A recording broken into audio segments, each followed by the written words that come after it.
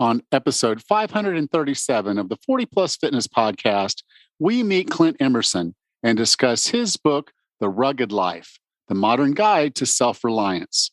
You can find the full show notes for this episode at 40plusfitnesspodcast.com/537.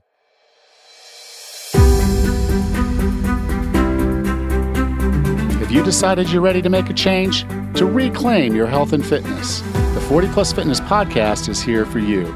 Each week, we dive deep into health and fitness topics that affect those of us over 40. I'm Alan Meisner. I'm an NSAM certified personal trainer with specializations in corrective exercise, behavior change, and fitness nutrition, a FAI certified functional aging specialist, and an OTA Level 2 online trainer. I'm joined each week by our co-host, Rachel Everett. She is an NASM certified personal trainer and a RRCA Level 1 run coach. Let us be your coaches as you find your way on your health and fitness journey. All right? Let's go.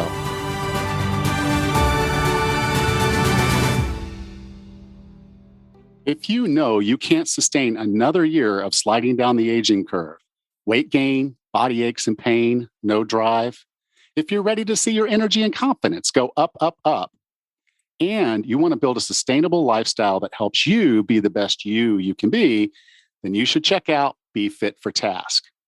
40plusfitness.com/BFFT. Inside BFFT, I work with you to develop the mindset needed to lose weight and keep it off, build up your fitness safely so you can be who you need to be, put together the right for you strategies and tactics, have accountability to stick with it, and create a sustainable, healthy lifestyle. I'll be like the headlights on your car and the rumple bumps on the side of the road to keep you on your road to wellness day or night. And at the end of our 6 weeks together, you'll have more energy, be stronger and healthier. And yes, you'll have lost weight. But more importantly, you'll have the skills and tools you need to keep going, to be fit for task, to live the life you're meant to live. Imagine how amazing that's going to feel. Apply at 40plusfitness.com/BFFT, and we'll get on a discovery call to make it happen. 40plusfitness.com/BFFT. Hey, Raz, how are things? Good, Alan. How are you today? I'm doing all right. Tammy got on an airplane just about 15 minutes before we started recording this to fly out for a vacation trip that she's taking with her friend. It was one of those pre-COVID trips that got canceled. And so now it's like, she's now on the list and got to go. And so she's going to be enjoying herself for 2 weeks. And then I'm going to be responsible for Lula's, which will be interesting. No, I've done it before for her to go back to the States for things. It's just going to for 2 weeks. And it's a slower period right now. But just, some additional moving parts in my life. But otherwise, everything's going well. Good. Glad to hear it. All right. Well, are you ready to talk to Clint Emerson? Sure. Sounds great. Our guest today is a retired Navy SEAL with 20 years of service in the Special Operations community. He served as a SEAL operator in SEAL Team 3, NSA, and SEAL Team 6. He is the founder of Escape the Wolf, which focuses on crisis management for global companies, both large and small. He is the best-selling author of the 100 Deadly Skills series. With no further ado, here's Clint Emerson. Clint, welcome to 40 Plus Fitness. Hey, how you doing, buddy? Nice to be here. So your book is called The Rugged Life, The Modern Guide to Self-Reliance. And I think a lot of folks will sit there and probably wonder, well, why on earth would Alan have somebody talking about, self-reliance and homesteading and all of those types of things on a health and fitness podcast? But in my mind, self-reliance and health and fitness are like intertwined. They're like hand in glove. You can't really have one without the other in a grand sense of things. I guess you can be healthy and fit without having some of these things. But I think some of the things that you get, and we'll get into that in a few minutes, from living a little bit more of a rugged life actually enhances your health and fitness. Yeah, exactly. You just nailed it.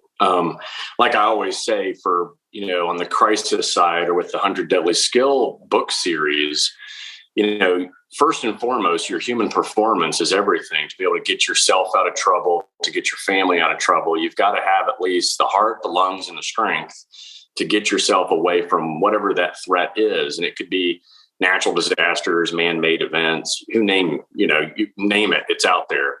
And rugged life really is stretching out. It's what you do as a lifestyle, the things you do every day that can, one, give you far more fulfillment, and you get a huger sense of satisfaction when you're doing it yourself. And most of the things that, whether it's hunting, building, fishing, or farming, or whatever it is, those are physical activities. Like, you're going to probably get in better shape than just visiting the gym for an hour or two each day.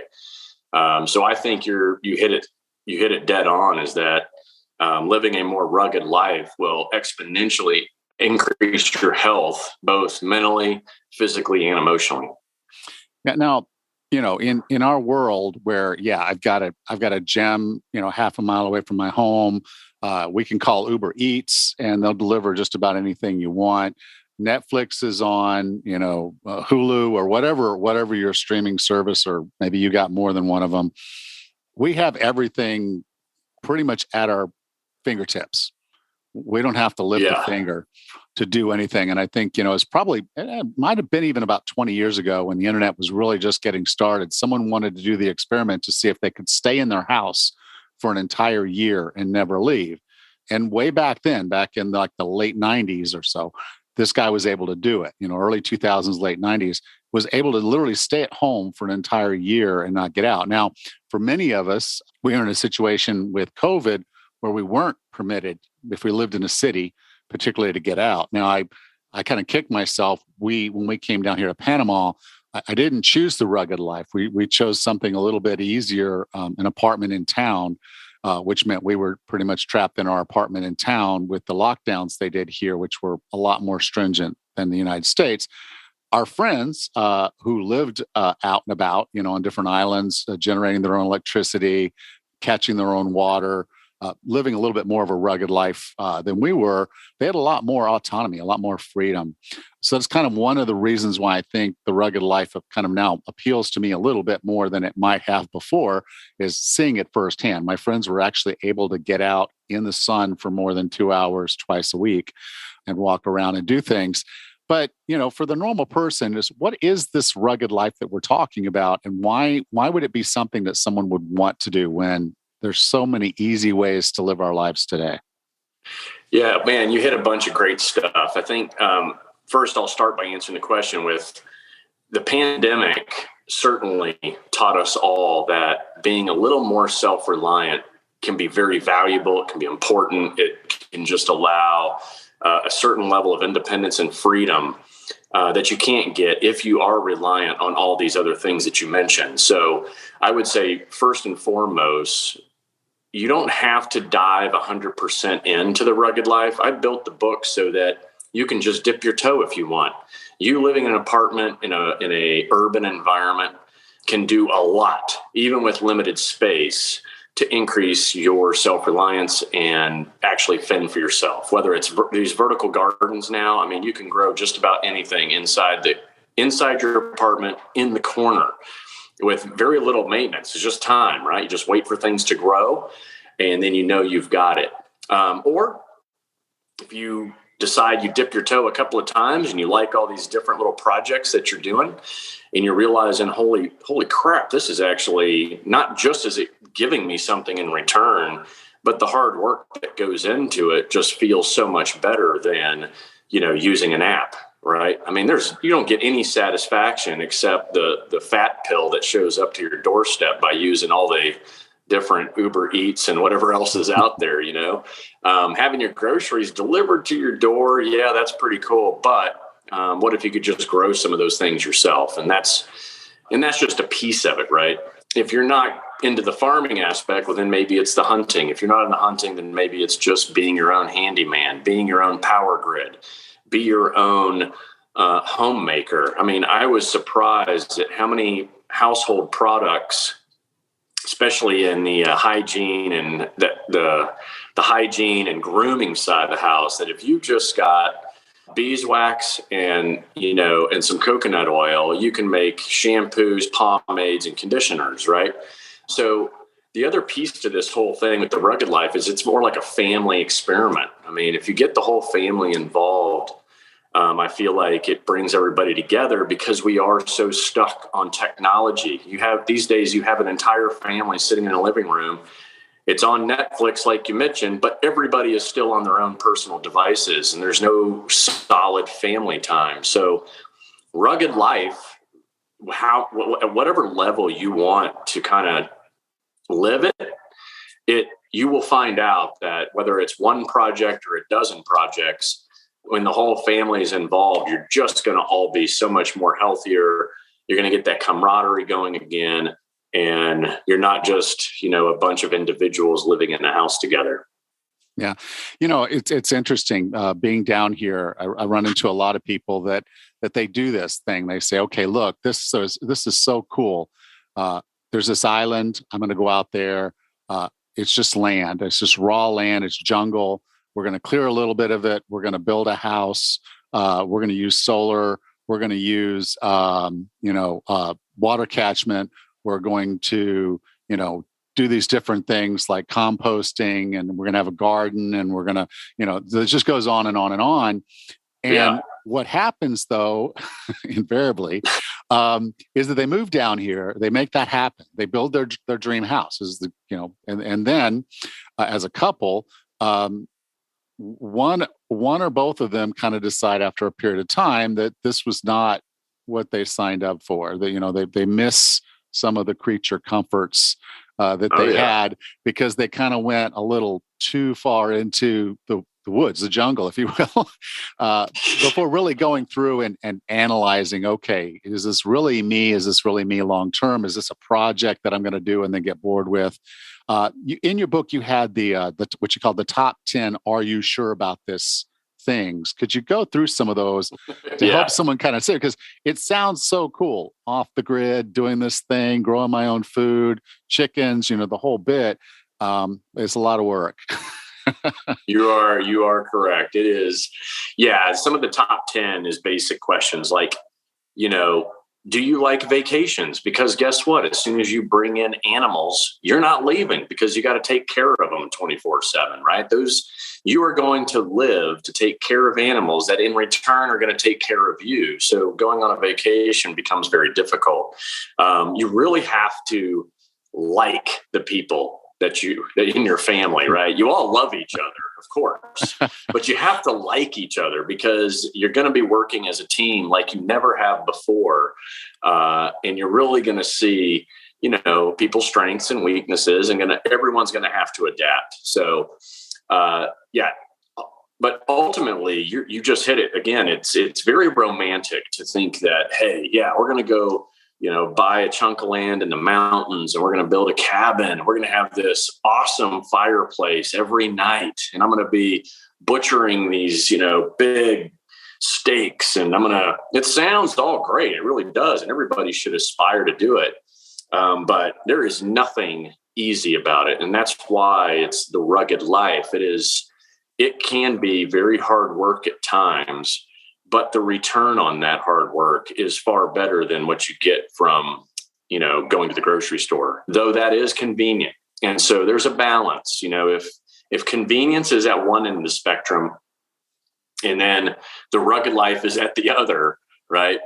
Anything rugged isn't going to be convenient. Anything convenient isn't really going to be all that rugged. So you just got to find that happy medium for you and your family. And that's why I do not suggest just jumping in 100%, because you might find out that you hate it. I definitely push hey, take some of the projects in the book and see if it's something that appeals to you. And the other biggest piece to all of it is that you're going to fail, and you're going to fail over and over again. You may spend a lot of time, getting the perfect soil, mix it with, get the compost going, then, everything to make the perfect vegetables. And then those things never grow, or they die, or a predator comes along and eats them for you before you even get a chance, right? So there's a lot of frustration, a lot of fail. So you have to be prepared for that and be the kind of person that's going to go, you know what? I'm not giving up. I'm going to keep going. I'm going to keep going until I get this right. And so if you're that kind of person and you enjoy learning, then you should give it a shot for sure. Yeah. Now, the cool thing about this, and that's what I like, is while you talk about that continuum of convenience to the rugged life, is you can pick and choose your battles. You don't have to be in a cabin in the middle of the woods. Like you said, it can be something as simple as saying, I'm going to do a few of these things for myself. And I like that concept of saying, okay, I can pick and choose. Now, one that I like to pick, or where I would pick, if you're really thinking about your health and fitness, so that you know the food you're putting in your mouth, is there's nothing better than you being responsible for growing that food, be it, particularly with vegetables. Where vegetables, it can, like, as simple as a vertical garden. It can be herb garden. It can be, tomatoes. And I like your idea of upside down tomato growing, right there. Can you go through some of the considerations of why we would want to grow our own food? And then if we're going to grow our own food, what do we want to think about as far as the approach and what we do? Because it sounds simple, put a seed in the ground. And, having been in a family where we did a garden, we had 3 acres for basically, I think it was 6 of us. It was a lot of work. It didn't, and so what are some considerations and things to think about if you're going to start growing your own food? And where's some lines? Like if I'm going to try to grow food for my whole family versus just have some additional good quality food for me on my plate each night. Yeah, I think a good starting point is always, what climate zone do you live in, right? Yeah. So if you have this dream of, avocados, right?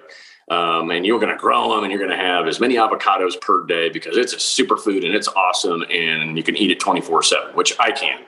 You really have to start with climate zone, right? And this is old school farmer's almanac type stuff where you go, all right, where do I live? And what am I going to have the highest success rate of growing that actually benefits my health? And so that's going to narrow the list really quick.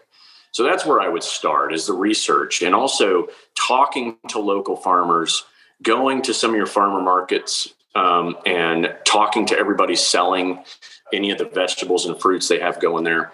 And getting educated is like the biggest number one step, so that you get, so that you increase your success.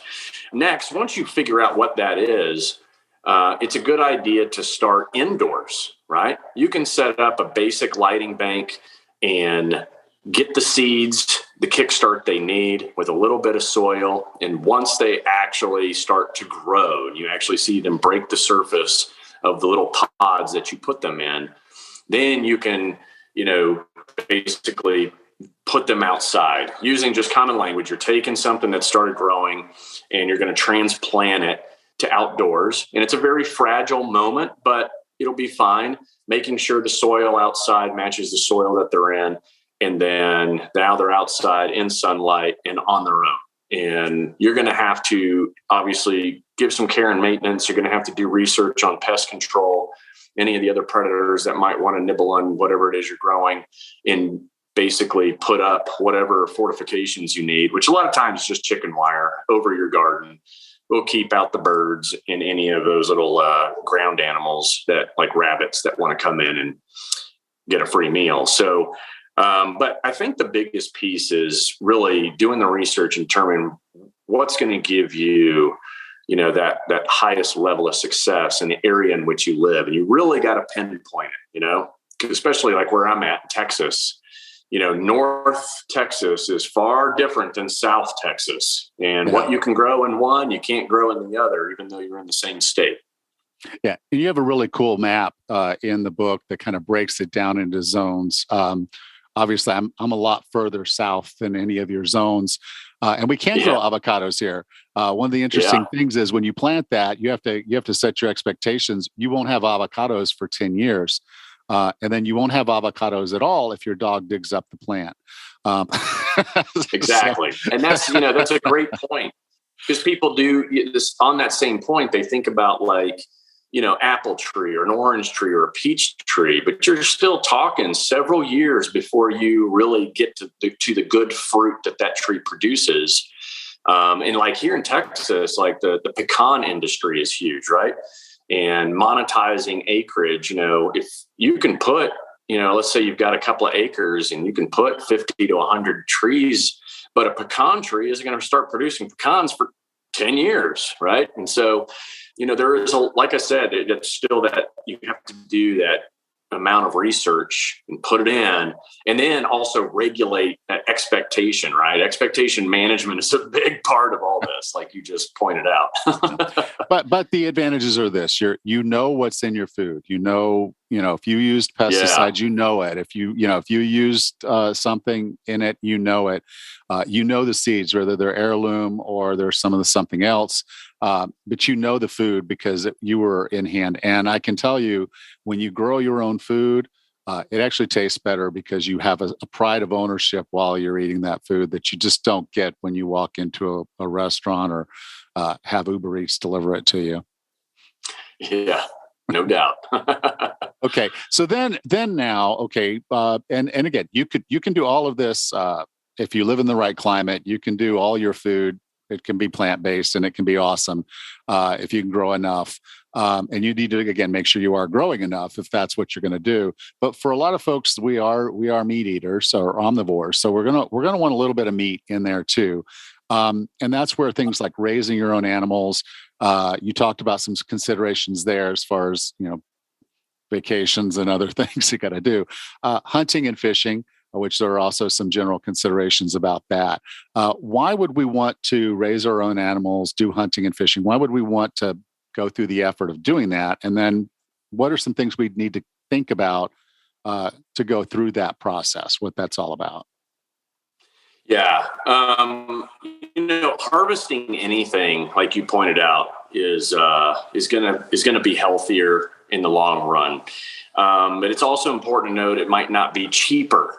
I think a lot of folks think that, hey, I might save money by having chickens. Well, not at first. And it's going to take a while to get an egg for as cheap as you would buy an egg at a grocery store. It takes a while to get there because you have to invest. But something like chickens are somewhat easy, and it's important to note you have egg chickens and you've got meat chickens. The egg chickens, obviously good at laying eggs, almost all year round. You might have to put some lighting because they lay eggs based on the sun. And then you've got your meat chickens, which don't really produce very good eggs, but man, they're good to eat. There's even one breeded chicken that you literally have to butcher it at about 8 to 12 weeks because it gets so fat its own legs will snap. So there's a lot. The thing about Rugged Life is each chapter is novels on their own of information that could be written, no doubt about it. But growing your own meat, yes, it locks you at home, but where it's been, what it's eaten, and what it's doing, 24/7. So the safety in eating it, the health benefits in eating it are all just automatically there when you've been doing it. And what I've also pointed out in the book is, if the farming aspect of harvesting your own meat isn't your thing, then hunting certainly is the other option, because then it doesn't require you to be stuck at home, raising these animals, whether it's, chickens, goats, pigs, you name it. So then you can go hunt. And, with hunting, it's popular. Bow hunting is becoming more popular these days. So a lot of variance to going and hunting, but that has its own skill and set of patience and work that goes with it. There is some investment, but I would say buying a rifle and ammunition is cheaper than, raising or, keeping pigs, for example. Pigs can, if you don't do it right, they can destroy everything. So, and the same with goats. People see these goats when they go to yoga, climbing on them and like, oh, I want one. But what they don't know is those things will eat the tires off your car if you leave them there long enough with your vehicle. So, but overall, once again, knowing where your meat is, looking out for it 24/7, butchering it and serving it to yourself. I mean, that goes back to where our country was 200 some years ago, where every man, woman, and child were self-reliant. And they had all of these skills in the book and then some, because it was just a way of life. And by drawing from a couple of these things here and there, you might find out that you like it as well. Yeah. A couple things that you can consider, in my opinion, if you don't want to go like full on with all of this stuff, is it's very common for folks to go in with a farmer. They know, everybody goes in with the money, they buy calves and they know where that's being raised. And there's kind of like a co-op, if you will. So that's one way to kind of get around and of you having to buy the land and you having to run the animals, is that someone who's more skilled at that. But this is a great opportunity for you to learn those skills. Also with the hunting and fishing is often you can get into groups. I know we would go hunting, back in the day, they'd run dogs, so you'd have the guys running their beagles and we'd all set up in different spots. And then you get done and it's like, okay, the dog that did the chase, he's going to get his first pick. And then the guy who shot the deer is going to get his pick. And then, the rest of us, if we didn't happen to hit that day, we're getting a little bit of something there. So it's an opportunity to kind of get those things. I can say the hunting and fishing is hit or miss. If you're going by yourself, but there are opportunities for you to get involved and try some of these things. And maybe to me, the biggest challenge of a lot of this, and if you haven't done it before, and you have a lot of great advice in the book, is the butchering of the animal, which is something that many people haven't experienced. But once you start getting into it, it's like, okay, now I understand where my cuts of meat come from. I know what this animal's life was like, and you're right. It's kind of intense, but it's a good intense to know the quality of your food and to know where it's coming from, and to know that you had a hand in either making it or killing or catching it. Yeah. No. Yep. You're dead on. And for people that want to try kind of like the easy route, but is also somewhat difficult, is homesteading world. Rabbits have been very popular. And because you can, in a very short period of time, and I point out in there, rabbits, they do hump like rabbits. Within a short period of time, with 6 rabbits, you can turn that into 46 kits or so. And then before you know it, you've got enough meat to eat, 5 days a week for a family of 4. And it's just exponential with rabbits. And they're smaller and easier meat to manage, especially if you don't have the land. But there's a lot of options. And you make some great points. Doing things as a group and the co-op options, both with eggs, milk, and meat, are all out there and available these days.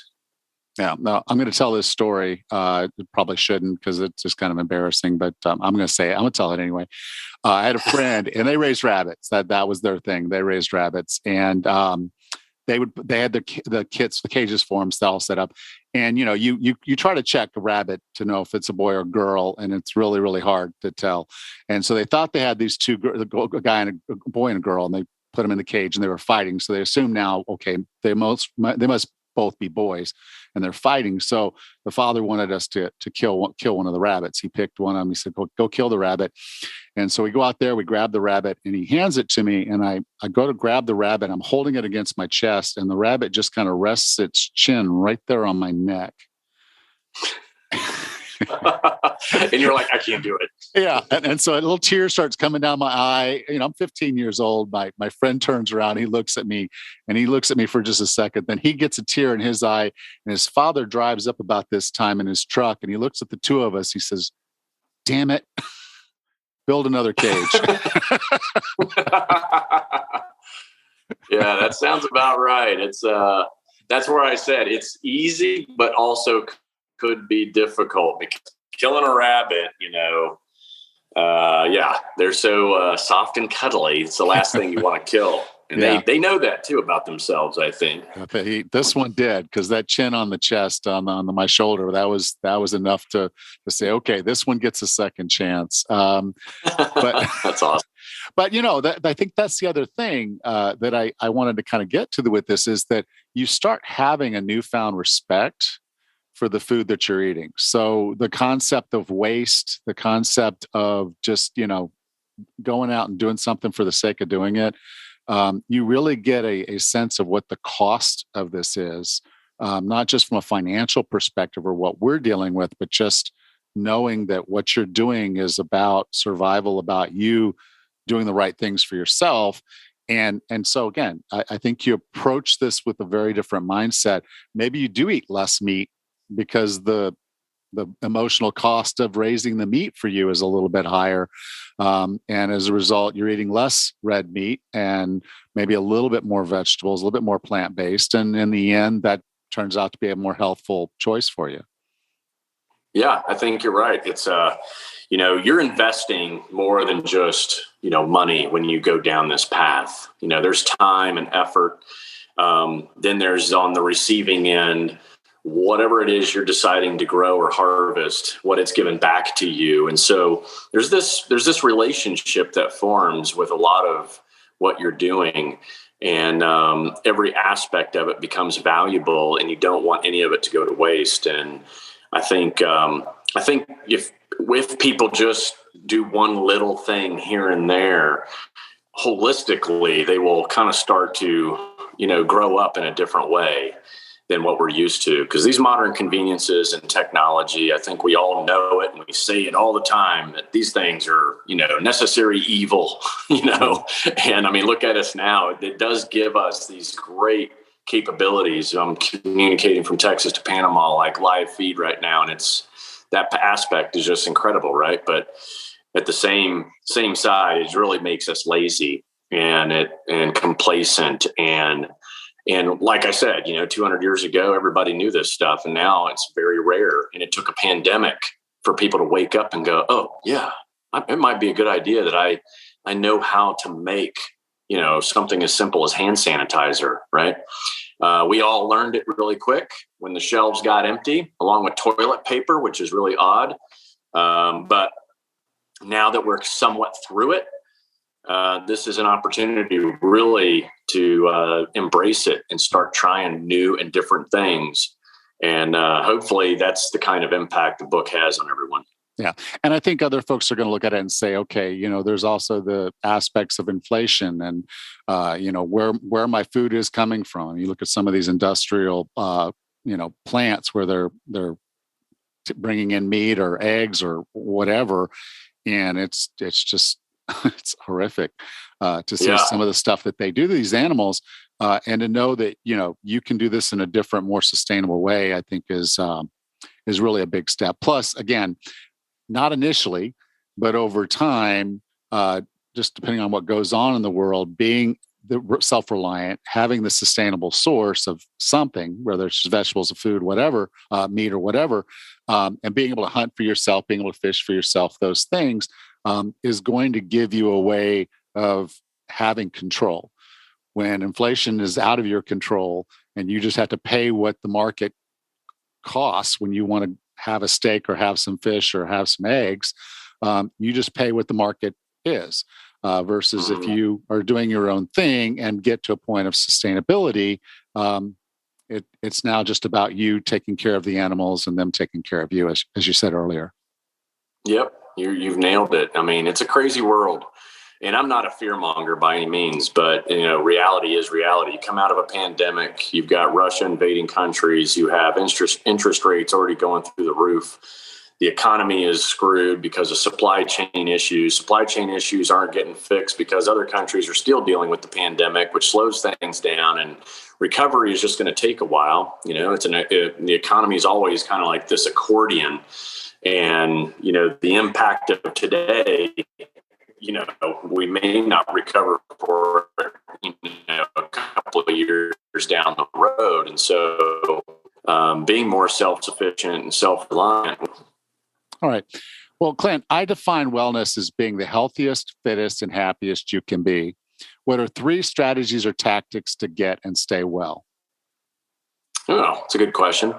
I think number one, having a routine that looks after you first, right? I always have to tell myself, look out for myself first each day. And that's only because if I let the day get a hold of me, then I may not actually do anything for myself. And when I say that, I mean, you get up and you work out, right? And get that workout under your belt. It's also the same as, hey, I get my coffee, the MCT oil and collagen in my system right off the bat as well, because I'm looking out for myself first. And then, okay, sit down and organize your mind, right? So I'm a big list guy. So get those lists and keep your mind healthy and get the clutter out and down on paper, and then start tackling those tasks in the order of priorities in which whatever it is you're dealing with for the day. And then, of course, you have to power yourself. So make sure you're taking in the things that fuel the body and fuel the mind, So I like the intermittent fast. I feel like it's done, everyone's different about that kind of stuff. But for me, waiting till around lunchtime to really start taking in calories seems to work. And then I pretty much eat somewhat healthy from lunchtime till about 6 or 7. And then that's it, And I think regulating and getting into a routine and then implementing, what can I do that's healthy for the mind, healthy for the body, healthy for the spirit. And then just integrate that into my day. Then boom, it becomes automatic, after some time. And then before you know it, you realize, wow, I feel a hell of a lot better than I did a year ago. And that's how it should be, right? Every year you get older, you should be able to go, I feel better than I did last year. Hey, you know what? I feel better than I did last year, even though I'm getting older. And it seems to be working, but I don't know. I'm no expert. It's working. It's working. Clint, if someone wanted to learn more about you, learn more about your book, The Rugged Life, where would you like for me to send them?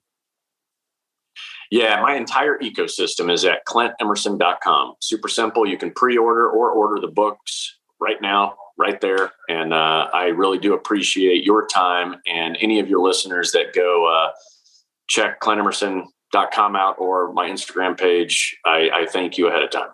All right. Well, thank you so much, Clint, for being a part of 40 Plus Fitness. No, thanks for having me, buddy. You got a great thing going. All right. Thank you.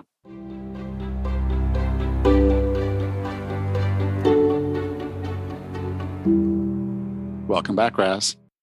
Hey, Alan. Wow. I'm telling you, you're speaking my love language here. We talk a lot about homesteading at our house up here.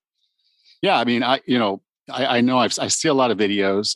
I know that your husband is a hunter and a fisherman, and just kind of the whole concept of going out in a hut on a lake and cutting a hole in the ice and sitting there and fishing. Not my thing. Sure. I'll take my kayak out here in the water and cast out or fish from a beach. But, I think the thing that I wanted people to take away from here is understanding the source of your food and taking that on as a personal challenge to be more involved in the food. It's good for you, and it's great for the younger generations who in some cases have no concept whatsoever of what this stuff is, and potentially how bad some of it can be. And so I would never encourage anyone to really go spend a whole lot of time diving into this because it's not pretty how animals can be mistreated and terribly raised. So the more you're able to get involved, the more you're able to create sustainable opportunities for yourself. And it doesn't have to be a huge thing, so a small herb garden, a small, this or that, going in with a few friends and finding a co-op. And you mentioned a few cool things. Yes. We do a lot of gardening at our house. And I say we very generally. I do not have a green thumb. It's all my daughter and husband.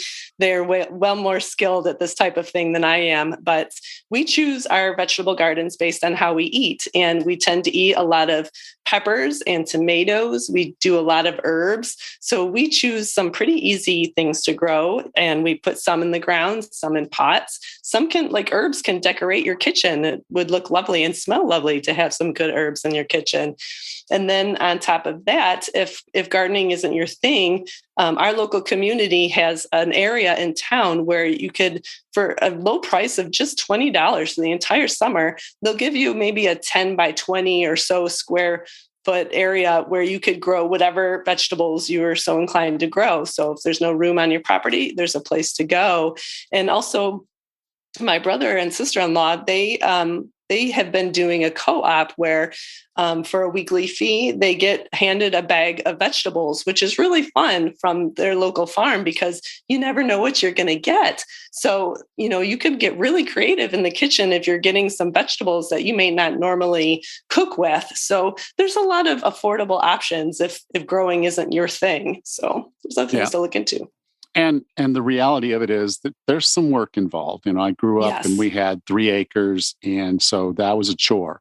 And then after you get the food, you have to think in terms of you don't want it to go to waste. So, like we had plum trees, and there was like three or four plum trees, and they would all come ripening at the same time. Of course. Well, I can personally tell you from experience, don't eat a lot of plums at one time.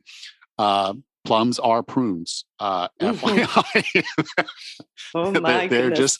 They're just moisture prunes, and they will do the same thing. So, what you end up doing is saying, what are the preservation techniques that I can employ to keep this food and have it for later? So you talk about tomatoes, and you can can tomatoes. So you learn how to use the mason jars and the hot water and creating pressure and putting the caps on and letting it sit and hear that pop, and you're like, okay, we're good. Same thing with the preserves that we did for, like I said, the plums. We would do that also with blackberries. The blackberry preserves went very, very fast, though. So that would be delicious. They were. But that's the whole point. We knew where our food was coming from. The chickens and ducks and turkeys that we raised, we knew what they were eating. We knew where they were. And so that gave us some ownership there and changed behaviors, because it wasn't this simple thing of throwing things out and not utilizing them, because you knew the cost and you knew what was involved. And then with the fishing and the hunting, it was like, okay, we know where our meat's coming from, and we know sometimes we're going to be lucky and have a good harvest, if you will. And then other times we're not. And we have to look at what's going on. Why aren't there as many deer?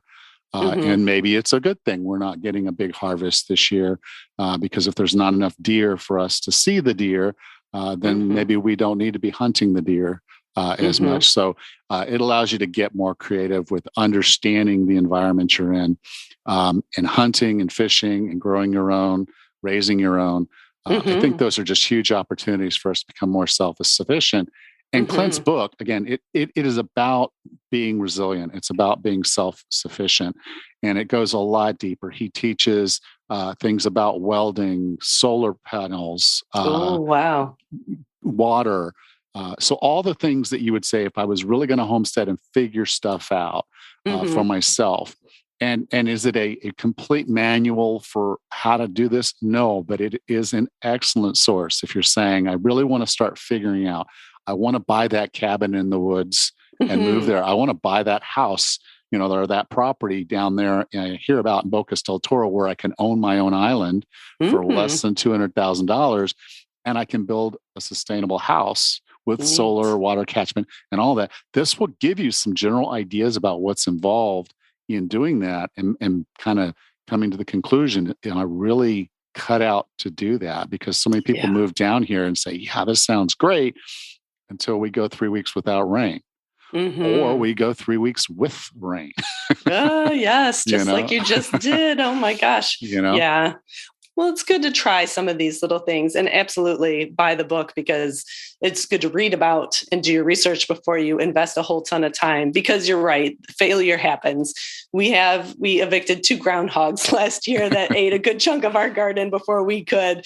And it's just these type of things happen. So it's good to try these experiments every now and then and see what happens. Okay. Well, Raz, that's all I really had for this week. What about you? Sure. No, that's great. Take care. You too. Bye. Thanks. Bye-bye. Next time on the 40 Plus Fitness Podcast, we meet Dr. Michelle Sager and discuss her book, The Joy Choice. how to finally achieve lasting changes in eating and exercise. Until then, have a happy and healthy week.